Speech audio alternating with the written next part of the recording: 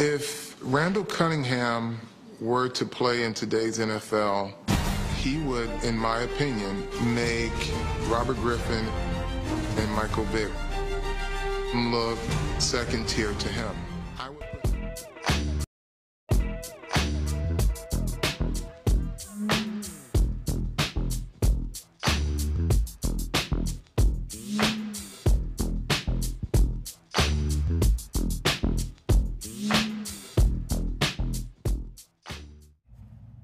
So number 8 on our list is Randall Cunningham. So I'm gonna get right into it. So Randall Cunningham was a guy that kind of suffered from his era. Back up. So he was kind of a guy that suffered from his era, and I think he would have been so much better if he played in today's era. Kind of like I said about everybody, he'd have been so much better if he played in his era, just based off the simple fact that big guy. I'm gonna leave all his measurables up here. Kind of the first Cam Newton in a sense, and even his college knew for the most part. So he went to UNLV, didn't set the world on fire, but had a great career. Well, pretty good career. I wouldn't say like great. 8,290 passing yards, 61 touchdowns, 30 interceptions, 58.1 completion percentage. And his ground numbers in college are something that's really good to me. His ground numbers was 223 yards, 9 touchdowns on 305 attempts. So you like, he sees Cam Newton while he didn't run more. It was the times. It was the times. The times were very different. The times were very different. So he was drafted second round, 37th overall in the 1985 draft. Today he would have been a number one overall pick running away, but different times, you know. So didn't play much in his first 2 seasons because he had the coach known as Buddy Ryan, one of the best defensive manufacturers to do it in NFL. Didn't know what to do much on offense with a talent like Randall, excuse me. So his career kind of got off to a slower start. But when he did play, he played pretty well. He played well. But then he caused some injuries.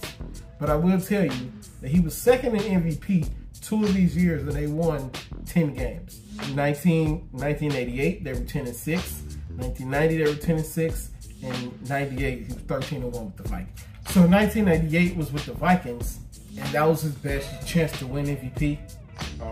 But he finished second in that year as well, with 34 touchdowns, 10 interceptions, 106 passer rating. He was also the all-time leading rusher up until Michael Vick broke it. Go by quarterbacks. The leading rusher up until Michael Vick broke it, and then up until our man Lamar broke it a couple seasons ago. So as you can see, the talent was always there. He just played in a bad era, which is why his numbers kind of look funky. He threw for less than 30,000 yards, 29,979 yards, 207 touchdowns, 134 interceptions with an 81.5 passer rating, which is not bad. Which is not bad by any stretch of the imagination.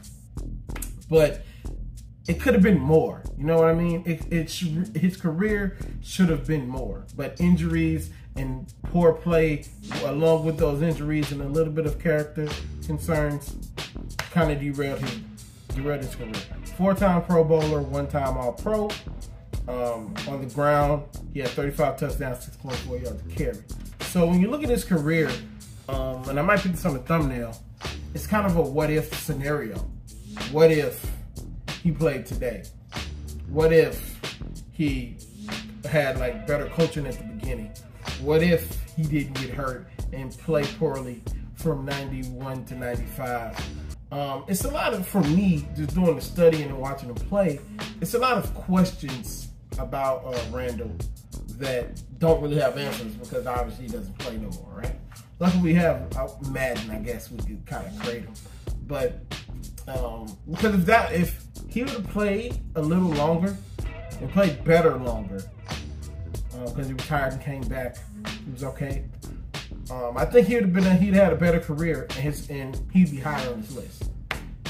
He has all the measurables, all the physical tools, and everything you would need in a franchise guy. He was born in the 60s. So, and that's all I got for you guys. Randall Cunningham, number 8 on the greatest black quarterbacks to ever play list.